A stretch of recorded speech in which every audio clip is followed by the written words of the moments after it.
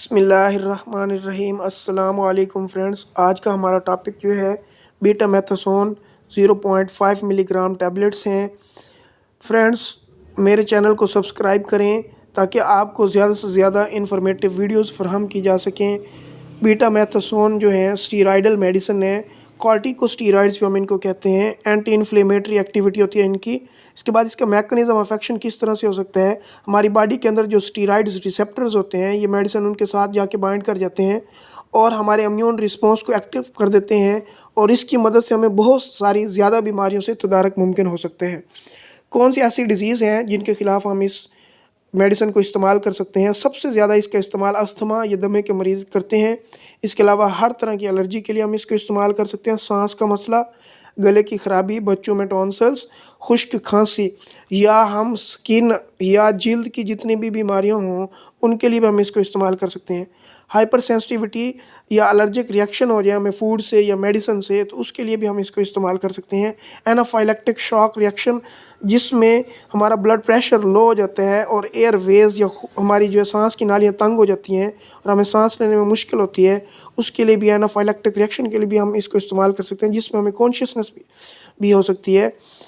इसके अलावा जो है ये रियोमेटॉइड आर्थराइटिस, जोड़ों के दर्द में भी हम इसको इस्तेमाल कर सकते हैं। डोज़ कितनी होनी चाहिए? 0.5 मिलीग्राम की ये टेबलेट जो है हम 3 टाइम सुबह और दोपहर और शाम के वक्त एक एक टेबलेट इस्तेमाल कर सकते हैं। मैक्सिमम डोज जो है 5 मिलीग्राम पर डे हम इस्तेमाल कर सकते हैं। शुरू में इसकी डोज़ कम होती है और आहिस्ता आहिस्ता जो है इसकी डोज़ ज़्यादा होती है और आहिस्ता आहिस्ता हम इसकी डोज़ जो है वो क्या कर सकते हैं, कम कर सकते हैं। एकदम हम इसको नहीं छोड़ सकते। लंबे अरसे तक इन टेबलेट्स को इस्तेमाल करना ममनू है। और इसके अलावा इसके साइड इफ़ेक्ट्स जो हैं वो ये हैं कि चेहरे की स्किन जो है वो लटकने लग जाती है और ग्लूकोमा हो जाता है, आँखों में नज़र कम हो जाती है, बच्चों में ग्रोथ आहिस्ता हो जाती है और सबसे मेन इसका साइड इफ़ेक्ट ये है कि हमारी हड्डियाँ जो हैं वो कमज़ोर हो जाती हैं, पेट ख़राब रहता है और अक्सर जो है मोटापा होना शुरू हो जाता है। मतलब कुछ लोग डेक्सामेथासोन या बीटामेथासोन मोटापे के लिए भी इस्तेमाल करते हैं। और कंट्राइंडिकेटेड ये कहाँ कहाँ पे हैं, किन ऐसे मसाइल में हम इन मेडिसिन को इस्तेमाल ना करें?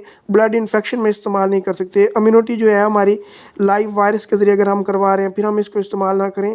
उसके अलावा जिनको दिल के मसाइल हैं वहाँ पर इस्तेमाल ना करें। ब्लड प्रेशर अगर ज़्यादा हो तो फिर हम इस्तेमाल ना करें। डायबिटीज़ के पेशेंट इसको इस्तेमाल नहीं कर सकते। एपिलेप्सी या मर्गी के पेशेंट भी इसको इस्तेमाल नहीं कर सकते। और इसके अलावा प्रेगनेंसी में भी बिल्कुल ये दवा जो है वो ममनू है। शुक्रिया। आज का हमारा इतना ही टॉपिक था।